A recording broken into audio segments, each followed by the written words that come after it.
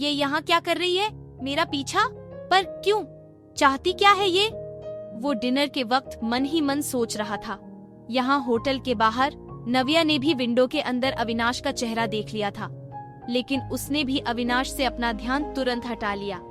तो वो बस यही सोच रही थी कि आरव को इस होटल से बाहर कैसे निकाले, और उससे भी पहले वो खुद इस होटल के अंदर कैसे जाए।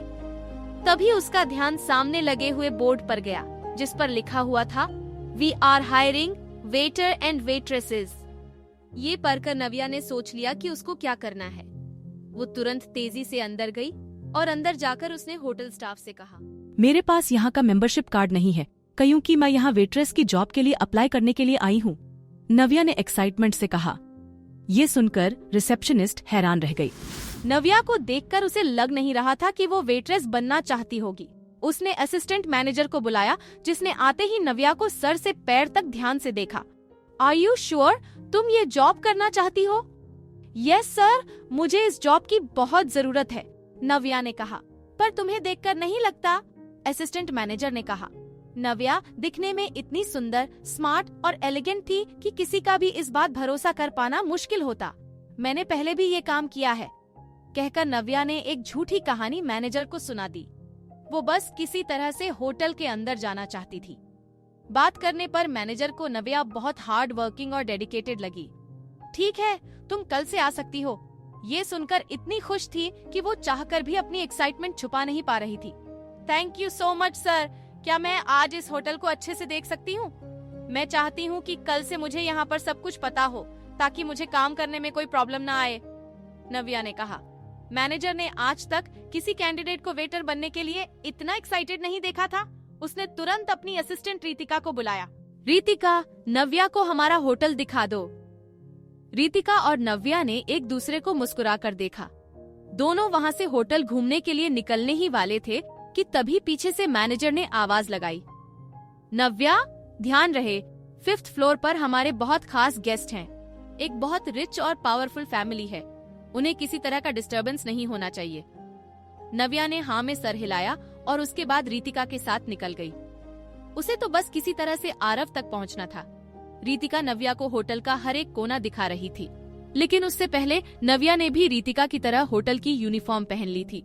रितिका अपने काम की पक्की थी, इसलिए वो जरा सी भी लापरवाही नहीं चाहती थी। हर एक फ्लोर पर जाकर रितिका नव्या को वहाँ के बारे में डिटेल में बता रही थी, पर नव्या की नजरें और ध्यान तो कहीं और ही था।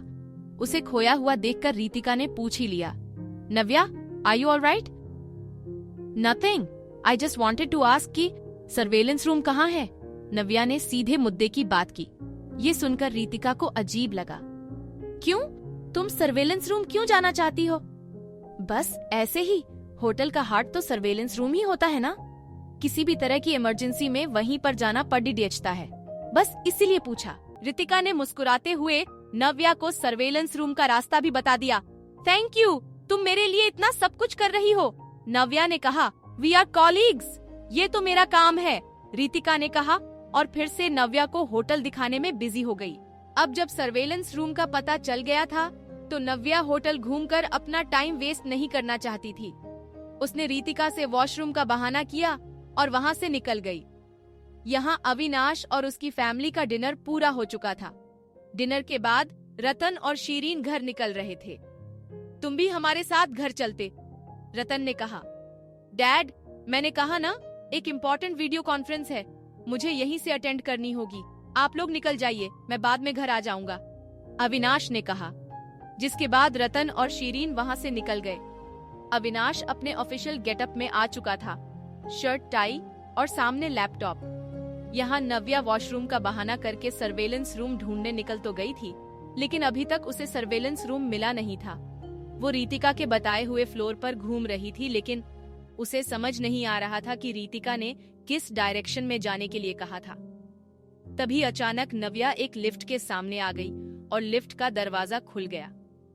दरवाजा खुलते ही नव्या ने देखा कि लिफ्ट के अंदर ऋषि और कनिका थे। नव्या घबराकर पलट गई। अगर इन लोगों ने मुझे देख लिया तो मैं आरव को कभी ढूंढ नहीं पाऊंगी। नो नो, मन ही मन सोचती हुई नव्या पीछे पलटी हुई थी। पर अच्छी बात ये थी कि उसने होटल की यूनिफॉर्म पहन रखी थी। इसीलिए ऋषि और कनिका उसके बगल से निकल गए, पर उसे पहचान नहीं पाए। उन लोगों के आगे जाते ही नव्या ने सुकून भरी गहरी सांस ली। ये 4th फ्लोर है। मैंने इन दोनों को नीचे तो नहीं देखा, मतलब ये ऊपर वाले किसी फ्लोर से आ रहे हैं। सोचते हुए नव्या तुरंत लिफ्ट के अंदर चली गई। उसने सोच लिया था कि वो 4th से ऊपर वाले सारे फ्लोर्स को चेक करेगी। जैसे ही वो 5th फ्लोर पर पहुंची, उसने अपने सामने 2 हट्टे कट्टे लोगों को देखा। ब्लैक सूट, लंबी हाइट, देखने में बॉडीगार्ड्स जैसे लग रहे थे। इस फ्लोर पर गार्ड्स, हो सकता है आरव इसी फ्लोर पर हो। नव्या ने मन में सोचा, आखिर कहाँ था आरव? क्या नव्या पहुंच पाएगी आरव तक? क्या होगी अविनाश और नव्या की मुलाकात? आगे की कहानी जानने के लिए देखिए अगला एपिसोड सिर्फ पॉकेट FM के YouTube चैनल पर, और द रिटर्न के सारे एपिसोड्स को सुनने के लिए डिस्क्रिप्शन में दी लिंक से डाउनलोड करें पॉकेट FM ऐप।